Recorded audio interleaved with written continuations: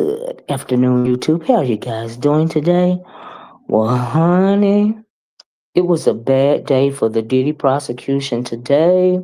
Ever since last week, the anonymous juror Mia has been on the stand testifying against Diddy. What her work conditions was like when she was working with Diddy. How he allegedly SA'd her. She said that she was brainwashed by Diddy. She said some of the same things that the other assistants saying, such as she would have to go in the hotel rooms and set up his lotions and potions, as she called them. She would have to go in after the FO sessions and clean up before the maids came in. She was just saying a whole lot, right? Well, today, I think it started Friday, but also today, Mia had a chance to be, and she's going by the name of Mia because she's anonymous, but she's going by Mia, right? So Mia was being cross-examined by Diddy's lawyer. I think his name is Brian Steele or something like that, and he is the lawyer that defended and got off Young Thug in Atlanta, right? So he was drilling her pretty hard. It was bordering on abusive, according to the prosecution, and she was really it was really hard for I think she dropped the ball. Like I really did. I think she dropped the ball. Mia and her here's the thing. The reason why I want to do this video is I mean Diddy, he's a reprobate. He is a horrible, disgusting human being. But when it comes to this witness in particular, Mia, I think that she got caught up because really there's a couple of reasons why I think she got caught up. Number one, I am not totally sure. Now I do believe that Diddy did treated her the way that he treated, pretty much everybody around him, you know. But I was kind of on the ropes as it went as far as the SA goes. And she said it happened 4 times over the time that she was working with him. Last week she explained how it happened the first time allegedly. But here's my thing. I really think that Mia comes across as being and she said she loved Cassie and all of this and all of that.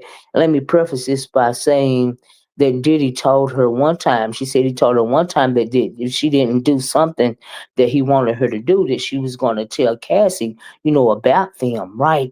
And she wanted, and I'm sure he wasn't going to say, well, yeah, it's age girl Mia, right? No, he was going to put it in the context of a relationship, right? Or some kind of side piece situation, and the way that she was explaining it, today as well as last week, that's honestly what it sounds like to me. It sounds like, um, she was wanting some of the Diddler for herself. She said she was brainwashed. She said she was overworked and underpaid. Come to find out that she had also sued Diddy a couple of years back. It wasn't a bit concerning SA. I think it was some kind of payment dispute. She sued him for $10 million, and they settled on $200,000 for her and her lawyers. I didn't know that, and then they asked her, why she never mentioned the SA incidents, alleged SA incidents. She said, until 2024, she said she never mentioned the SA incidents until Cassie came forward, and I guess it emboldened her to come out and tell her story, right? So all these years you had already sued them once. They asked her, and I think she stopped working like 2017, 2018. She continued to send him little, text messages and, the I love you and, happy birthday and like, all kind of they kept in contact with one another basically, right? And so, but it really came across as that she was sleeping with Diddy. Now, is this going to be shocking to me? No, honestly, no, no, it wouldn't be shocking to me at all. And I think that's why she came across as not being credible at the end of the day.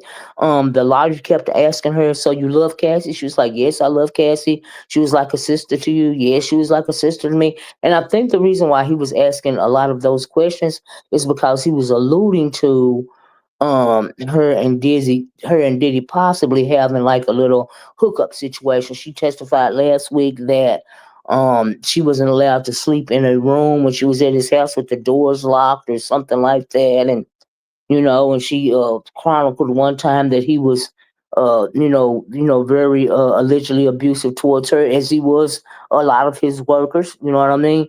And like I said, I'm not really disputing him being abusive towards her, especially if they were having an intimate relationship.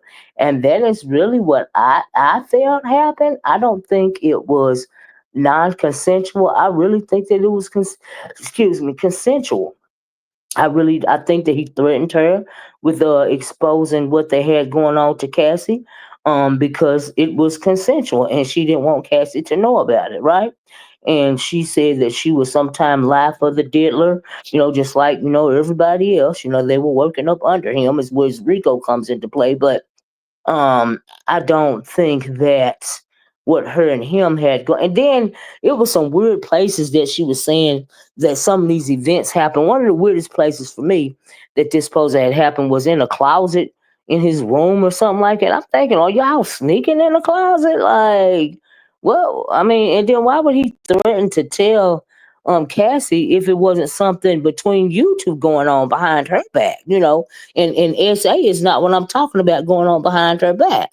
So I really think Mia dropped the ball, and she came across as a disgruntled employee slash ex hookup chick, if I can say it that way, in my opinion. And so the prosecution tried to save her as much as they could. She wasn't answering the questions correctly. She was. It's like she wasn't being totally honest with some of the responses, to the questions that the defense attorney asked her. And I think he was that hard on her because I think that she, as well as Diddy, know that it was a hookup situation and not necessarily a SA situation. Do I believe that she had incidents of DV concerning him? Absolutely. That's one of his side chicks. And yeah, he knocked her around just like he knocked around Cassie and everybody else. I absolutely do believe that. But for the fact that what tipped me over the edge was the fact that he threatened her with telling Cassie about them. That's what kind of tipped it to me. And also tipped that off for me was the way she was being kind of vague. And also, oh my goodness, she texted him one time that she had a dream about R. Kelly chasing her, and Diddy, swooped in and saved her from R. Kelly. I said, wait, what happened? Girl, you was doing too much. So, like, I really don't think that it ended as well as the prosecution wanted it to end. As far as Mia goes, I think that she was trying to, do those current tears and all of this and all of that. I think that she was really more upset about, losing what she thought, was her career, as far as, making movies or whatever it was she was doing at Revolt. They said that she was let go because she was an alcoholic. Don't know if that's true or not, but evidently that's why she was allegedly let go or whatnot. Um, like it was just like real. It just didn't end well. Today was a win for Diddy's side, in my opinion, because Mia turned out not to be very credible at all. Now I do believe in. I can't. I feel like Diddy is the nature boy of the rap culture, or something. I don't know. Like he really had a cult following with these people. I talked about this earlier on another video about familiar spirits, and he definitely knows how to read people. He knows how to pick them. I have been hearing other content creators speak about some of the jurors, and some of the jurors are acting kind of suspect, like they don't want to believe everything that that the witnesses or for the prosecution are saying about him. And honestly, I can believe that he's an excellent PR person. He knows how to read people. I feel like they probably picked the jury well. Some people were speculating if they were allegedly paid off or not. I mean, he's kind of charismatic, like a cult leader, So, uh, who knows what's really going on with that jury? But and then I also think that the judge is giving the defense a lot of leeway simply because the judge doesn't want to make it seem like he don't want to set up any kind of setup for a mistrial. So I think that's why he's giving them a leeway. And the prosecution kept pretty much asking the judge today to like, hey, this is bordering on, he's humiliated. It felt like the lawyer was humiliating her, treating her really badly on the stand, but she was being cross-examined. In my opinion, he was treating her like a hostile witness, you know. And so I don't. But those are my thoughts about Mia. And also, and while I'm at it, in other Diddler news, well, we heard last week that 47, our POTUS, President of the United States of America, President Trump isn't rooting out pardoning Diddy if he believes Diddy is being mistreated. Now that is what he had said last week. I think he said it in a press conference or something like that. But if President Trump were to pardon Diddy if he was found guilty, he wouldn't be worried about if Diddy was being mistreated via this trial or not. He would simply be wanting to stick it to the prosecution. Is it the New York federal prosecutors, right?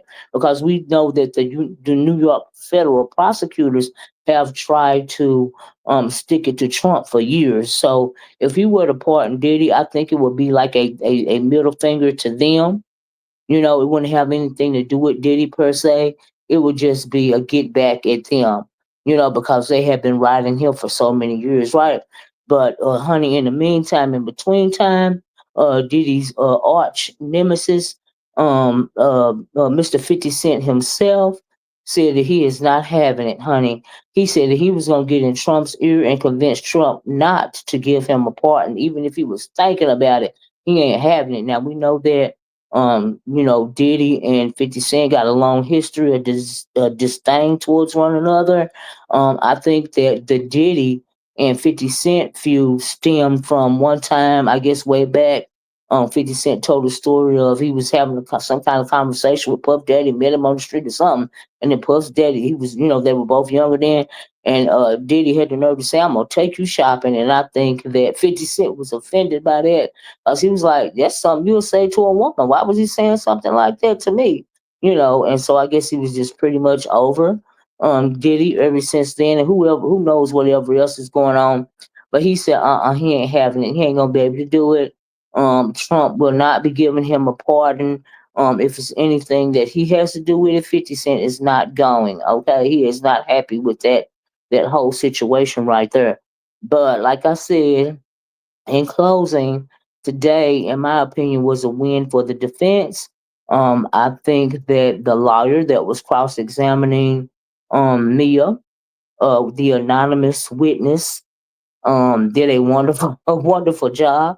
Do I think that Diddy is still guilty of everything they said he's guilty of? Yes, I do. Except for when it comes to Mia and this alleged essay, it sounds to me like she was a side chick. It sounds to me like she was trying to do what she got to do to get what she want to get in the industry. Okay, that's what it sounds like to me. I could be wrong, but I'm thinking, girl, why you standing out? Why? Okay, so you're not working for him anymore.